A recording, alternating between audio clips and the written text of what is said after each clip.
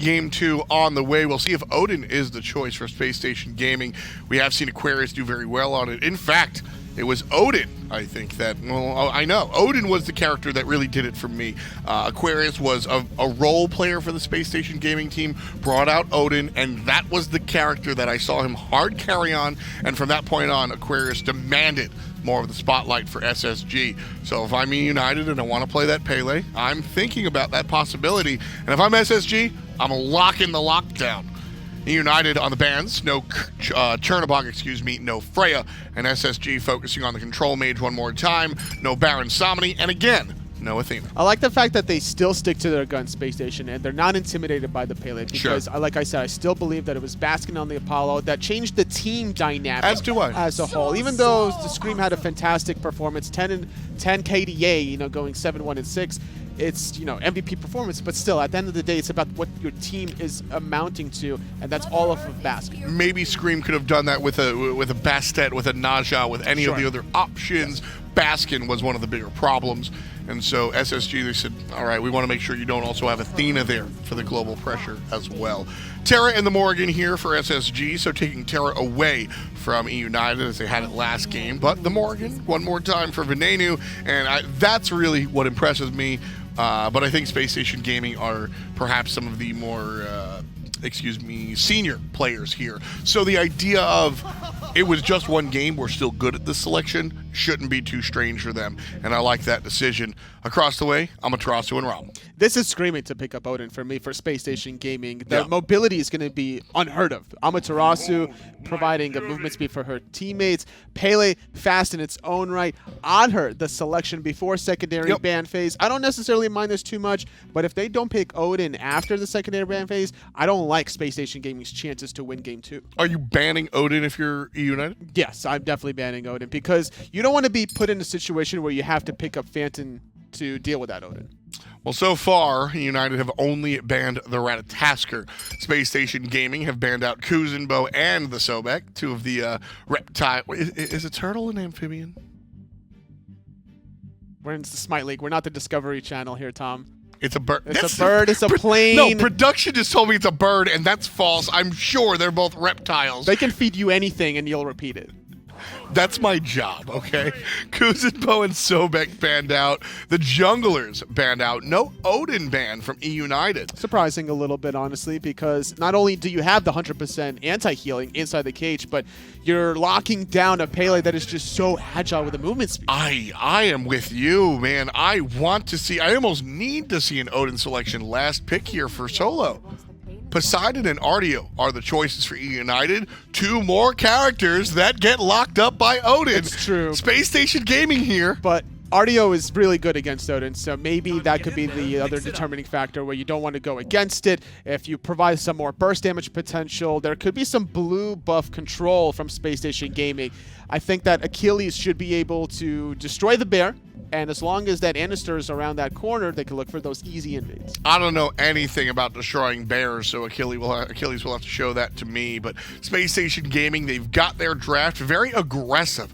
Anhur, Susano, Achilles, the Morrigan. These are offensive characters. Yes. Space Station are going to lead with their front foot. eUnited, what's their take? eUnited, they're hoping for the late game. Ram late game, Amaterasu late game, but they still have that mid-game control between Poseidon and Artio, so if all things fall in line with the same way United played in game number 1, I like their chances. Let us know at home who you guys think is going to take this one. 2 games, or game number 2 on the way. eUnited, if they win, that's it. We go home. Well, we look at our next 2 matches. Space Station, though, I will admit, I want to see more Smite, and so I do want to see Space Station kind of take this one, but without an Odin, I'm worried about the Pele running free. Hinduman, Aggro, take us away. Thank you so much, guys. Aggro, I really like this Poseidon pick, man. Like, it's not often we see Poseidon just lately. Nope. But with the composition that Space Station put together, Poseidon is like, mwah! He's like perfect for this spot. Yeah, very much so. I think it really works well against the Susano on the other side Terra. for Space Station. It gives Terra a lot of issues. You can build anti-heal in this game if you need it pretty easily. It just brings that good control that Pele brings a lot of chase down and a little bit of disruption, but not so much control, I would say. This does bring it. Oh, look at Aquarius over in this left-hand side. This is another play from Spacestation Gaming at level 1. This one a lot more fortuitous, as they do get the first blood. Aquarius gets it, and that means Benji may have a little bit less fun in that solo lane as the Artio up against this Achilles. But this time around, it doesn't cost Space Station anything. Hooray! Really. I mean, it's a teleport for Aquarius, but that's not that big of a deal. So he's able to just teleport back in, and it'll mean that he can't back right away, but you expect him to do A-okay in that lane anyways against the Guardian and Artio. This is much better from Space Station because the risk-reward wasn't so highly skewed that time around. The analyst has mentioned it as well. eUnited's composition is a little bit more towards the late game. If Space Station presented them with the option they got in game 1, they'll be fine with it. It just gets them to that stage a little bit quicker. Right. But now, eUnited are going to be at a deficit at the start of this game. Difference is, I would have liked it maybe for BaRRaCCuDDa here, just to give them the edge on this duo side of things a little bit more. You can't kind of make that call because know. Amaterasu has that movement speed. What if PBM gets out, and then that's really bad for you? Definitely the right call. And Aquarius getting a lead on that solo side. Aquarius has been the most consistent player for Space Station all year. So I can agree with that. That does not upset me if I'm a Space Station fan to see Aquarius get it. And you mentioned this team composition wants to go late for eUnited, and later, mid to late.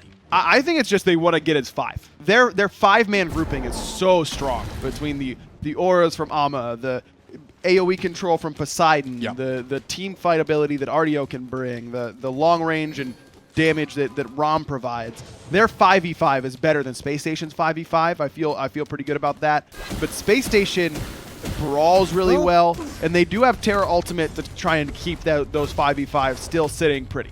Funny enough, though, you say United's like their comp for team fights is stronger. If outside of the Poseidon Whirlpool, like if that is not available, that fight isn't as clean, I don't feel. I think it's a little bit more Space Station's way if Poseidon's out of the equation. Sure. I mean, Poseidon's Whirlpool is the most important ability in his kit. Yeah. It's more important than Kraken. Yeah. It's the same way that Kukulkan's ultimate is so good at killing people that you could make the argument that it's better than Whirlwind, but I don't know that I'd buy it. Spit's the best ability in Cuckoo's kit. But we're not talking about Cuckoo. No, we aren't. But Poseidon and Cuckoo are so similar in what they do in these team fights. And I think that people think of Poseidon differently than they think of Cuckoo. People think of Kukulkan as that, area denial mage in jungle team fights, but Poseidon is Kraken man, and I just don't understand where that disconnect comes from. I think the issue is that they both technically do area denial. Poseidon does it better because of the cripples, right? More than anything else. Cuckoo's and there a stronger to slow. Send you back to base, like consistently deal damage to you, dot you, make you force you back to base with a 1-3 combo, Right. I think that's where the crossover is and where the disconnect may actually fall between the two. But look at this, Baskin, now level 5, already on the hunt. This is what you want out of the Poseidon, because the Kraken at this level is impacted. Oh, man, that Kraken gets the beads away from BaRRA, and that saves BaRRa's life. Now, Ven is here, but so low on mana that he can't really do a whole lot. Good rotation over from Baskin. Doesn't even need to have full boots. That Tide meter, part of Poseidon's passive, is so good at letting him rotate. The adjustments, though, it's always interesting to see is when Baskin moves from the mid lane, rotates to the left-hand side, Scream immediately goes to soaking that mid lane experience and keeping the pressure there. A lot of times in your average games, people rotate, but nobody soaks the experience in the wave at all or makes sure it's being utilized still. It's a waste when that happens, and good recognition by Scream. I do think that we talked about a little bit in the last game where playing against your former teammates kind of gives you insight onto what they want to do. Remember when Baskin first moved to mid, he was just a Poseidon main. That's all he played. And you know what he did? He ganked a duo an awful lot as a Poseidon main, particularly as soon as he hit level 5. So you could potentially gank a solo at level 5 as Poseidon, but duo is definitely the easier option of finding one of the two targets. Exactly. Right? You've got an extra target to try and hit. So that I don't think that gank really caught Space Station off guard to see Baskin over there that early on. A little bit concerned about Space Station Gaming's composition for the late game. If they got to a Phoenix Siege situation on offense, the dive is a little bit lackluster here, where I'm a little bit concerned about how they're going to go about that. But we'll get to that point if that happens here. It does worry me, and that's something in Season 5 specifically that we need to focus more attention on, is defensive and offensive sieging. The siege capability is there from Space Station, but funny enough, I think it really revolves around BaRRaCCuDDa's pillar placement. Yeah, I think that is the big one. that to really look out for on Space Station Siege and jungle fights is the area denial that Baskin provides on the Whirlpool is going to need to be matched or bested by the pillar placement from BaRRaCCuDDa. 5.5 minutes in, and the gold lead is still around the same of about 4,500, which is just the first blood that Aquarius managed to pick up. Nice impale out of BaRRaCCuDDa, though. He's going to follow up with the Desert Fury. Doesn't get the kill, and now Scream, the opportunity ever was. He's now looking to hunt down the Lion. BaRRaCCuDDa falls right away. Volcanic Lightning and Magma Rush. You cannot escape. Now, andinster showed up and chased the beads away from Scream, but look at this. Baskin's here, too. And a Kraken is going to get Andy in a bit of trouble, but the beads shoot backwards will get him out of danger. Jeff hanging around his Venenu, sneaking in, low on mana, looking for a kill. Going to transform into Scream and then look for the pickup on PolarBearMike. That'll force PBM back, and PBM sacrifices himself to make sure that the rest of the team won't get baited and killed by AoE damage afterwards. Why does he go for Pele there, not maybe Poseidon in that situation? Because he was worried that he wasn't going to be able to catch anybody easily. Okay. Pele gives you more kill potential. Look, PBM is dead off that transformation. Sure. Basically, no matter what. Whatever it was. Right, exactly. So Ven is trying to get more than one member dead, and Pele has the best gap close. I think maybe we could have seen Ama. Beads were late from PandaCat, and that's his death there. The pull from andinster was beautiful, well timed, but PandaCat just hair fraction too late, and that just gets another kill on the board for Space Station now, who climbed to 3. Aquarius does need to be a little bit careful. No ultimate here for Scream, but you can tell the damage is really good. In fact, Aqua he doesn't is need just it. dead.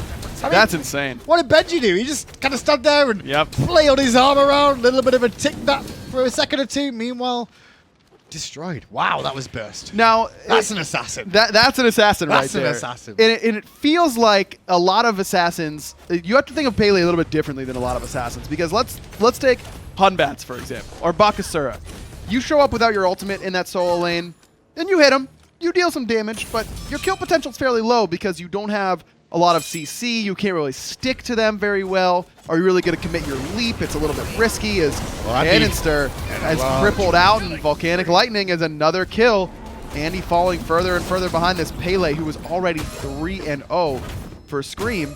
And what I was saying was Magma Rush just lets you stick forever. You can't get away. Scream will auto you the whole way down the lane because he can afford to, because he's just faster than you. And I think that gives Pele so much more kill potential than other traditional assassins. It's one of those things that at the start of the season, mobility was always the order being talked about, with the wider map a little bit more, the extended amount of abilities like that. And now there's more items with a bit more movement speed in there if needed. But, you know, at the moment, Pele just needs the speed buff and her own internal kit. Void Shield this time around for Pele. Scream must be a little bit more concerned. No, I think he's just a little bit more concerned with Achilles and Susano damage than he was Wukong Daji damage in the early game, and for good reason. Susano and Achilles brawl very, very well in the early mid game. Susano not so much, but Achilles is so good, and then it kind of flips a couple minutes later. Daji Wukong is a little bit more late game oriented, so he could get away with getting his lead and kind of sticking with it. Plus, Anhur as well is so good at turning ganks around and dealing excellent burst damage that this just gives Scream pseudo penetration. It makes PandaCat and PolarBearMike do more damage, and I think that is a part of it, having an Ama support this time around. It gives her a little bit more damage in these fights, and that's still relevant. Scream's going to get a Christmas present on the right side here. The speed buff just spawned as he was wandering over. andinster won't be happy about that, but he could be getting himself for a trap. Luckily enough, the ward came through in time, but Venenu forced to get out of danger there. Cost him his beads to get away from Baskin's Kraken. Baskin's Kraken so far has just been the beads burner, as Baron nearly took down PandaCat on this left-hand side. Panda probably cannot afford to stay for another wave, though might sit around this corner and just wait it out. Especially with PolarBearMike coming over, this might give him enough support that he can stay for another wave, and he might be just short of the gold to finish his boots, which is always a horrendous time to need to back when you're 100 gold off. Aquarius getting ganked on the right side by Scream again, and the burst is just too good. The control between the two takes him down. PandaCat did stay, but the impale wasn't enough. Calculated. Easy. Not even close, as Scream looks for even more now in the enemy jungle. andinster this time is able to get the buff away. But look at this. Screammm tries to commit. Oh, and he may just die for that. No, one more tower shot would have done it, but he didn't come through in time. Void shield. Left-hand side, Space Station Gaming making a very good call here. Baskin and PolarBearMike are not paying attention right now. They'll hear the sound in a second. Unless Mike can sneak in. Oh, no. So close. Now, this should cost Ben a transformation or some beads. No, Baskin didn't even rotate in. He's got to let PBM do it for him. They had wall coverage in mid lane to keep an eye on Baskin too, just around that left-hand Harpy camp, so they weren't worried about the rotation. End of the day, Space Station slip a Gold Fury, but eUnited have found 3 successful kills in a row to take the lead in terms of kills at least. Space Station, that gets them the gold lead back though. Now experience, more important at this point in the game than gold. Your levels get you more than the items you're buying, basically the difference between a tier 1 and a tier 2. It's better to just get an extra point in one of your abilities almost every time. So that's why we usually put a lot of emphasis on experience. And eUnited still has the level there, and that is based off the kills, because you're getting experience from killing the opposition, and that's time that they aren't spending on the map to get the experience themselves. Benji with a 2-level lead. It feels like if Benji's having a matchup that's not going well, Screammm turns up and makes sure it goes well. Yep. But then other times Benji's like, I'm cool, I'm 2 levels lead on my own, I don't need any help. Every single time Benji's in any sort of like situation where it might be negative, it feels like Screammm turns up. And all of a sudden, Benji's position is anything but negative, and Screammm and Benji get ahead, and then how do you beat eUnited when that happens? Screammm gonna go aggressive against andinster, who's playing ring around the rocks. There's no roses in this game so far, but there is some camps in the jungle about to spawn. Grouping from both teams, eUnited getting very aggressive at being behind. That root and the actual pillar after the fact cause a lot of problems, and we'll get Mike's ultimate. Ben still keeping the chase going, has Messenger's Mask, and that lets him close the gap, transforms into Venenu again, and is going to try and get the kills, but he's the one who gets knocked out. That was an awful play from Venenu, and now BaRRa's going to die on top of that too. A couple of members of eUnited still alive and kicking, and all still alive and kicking. Actually, no one's going to end up falling down. Aquarius just making this rotation. He's losing farm for this as well. Screammm gets a double and looking for a triple. But Aqua is going to be right behind him. Knock up good from Screammm. Look at the damage he's outputting right now. Now he'll get the passive, start life-stealing up, and Aqua is going to fall. Eventually, there's the delayed triple. Red buff instead of JeffHindla. I'd do that. I'd let the teammate work it down. Honestly, that fight goes down to the chase after the fact. eUnited overextended around the Gold Fury pit area. Yeah. Venenu overcommits and then transforms into Pele. That looked like some misclicks to me that came through. I think it was, I would hope that it was unintentional turn into Pele. He autoed the ore. He autoed the air, so something went wrong. I feel like Ama is his best transformation there. Amaterasu is an excellent transformation target for the Morrigan for multiple reasons. Number one, you're leveling your second ability, Dark Omen. That, of course, transfers over whenever you transform. Yep. That turns into Reflective Mirror, and you're leveling your one, which turns into the auras, which is everything you'd be leveling on Ama anyways. Her ultimate is a guaranteed stun in a position like that. It gives him tankiness.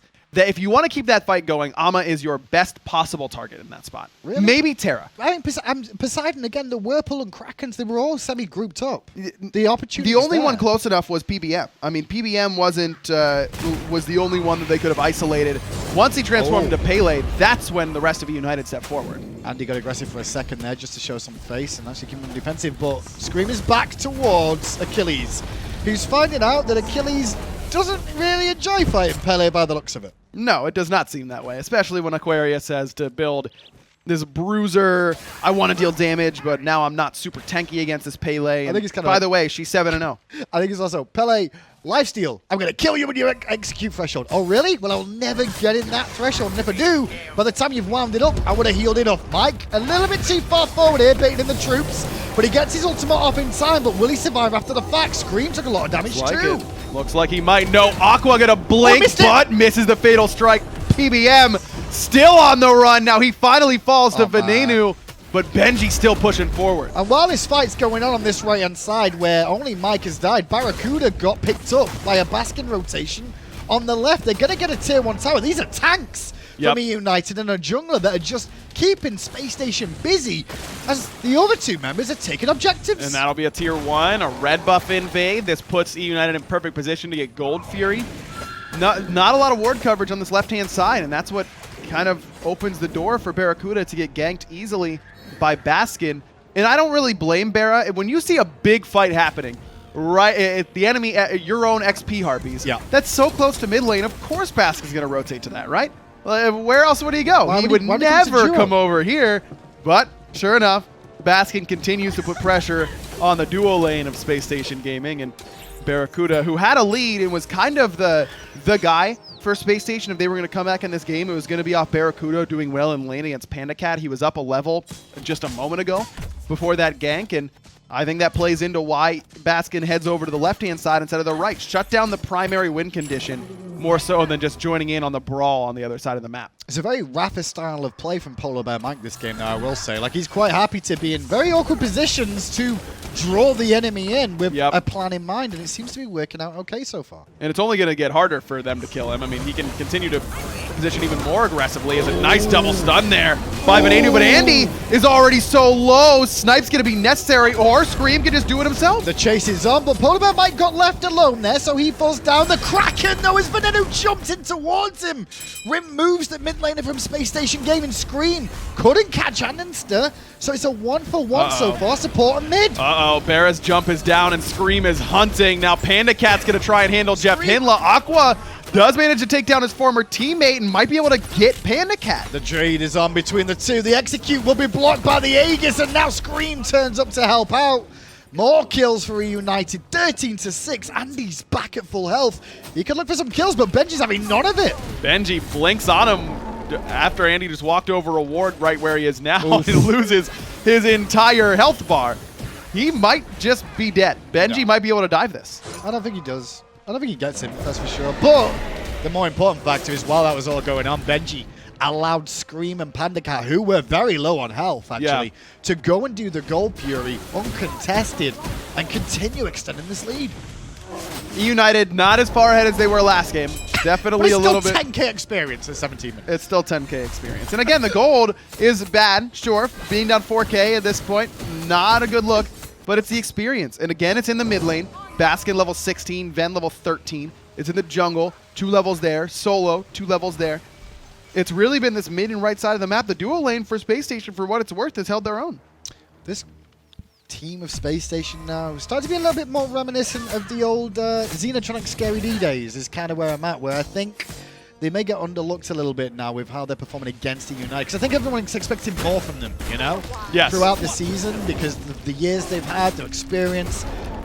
But then again, eUnited are world champions right now. There's a reason for that. They are. They definitely are, but you're right. I think Space Station fans are nearing their frustration. It's the boiling point, basically, for this squad, as Ven did a lot of damage to PandaCat. And Ven has had good moments in this game, but has also had some really poor decisions. It's been both Pele transformations have been really unwise since the one that he got a kill with in that duo lane. Ever since then, it really has been a rough transformation series for Venenu, where he keeps dashing into Baskin, and Baskin just keeps cracking his feet in insta-killing Ven. Jungle and mid, definitely the ones that are struggling this game for Spacestation Gaming. Level 15, 2 levels behind that of Screammmmm.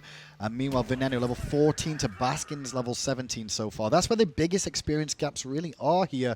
Without mentioning Benji is still continuing with his 2-level lead, which you expect to say when a eUnited play. Stun onto Venenu. He's going to have to transform, and does again into the Pele. Kraken will not hit him this time. Instead, it will gobble up JeffHindla. Teleport's coming through. Oh, the snipes were beautiful from PandaCat. That'll get the Aegis out of Venenu too, which is an awkward thing. Aquarius has to ult back to his tier 2. And he's dead.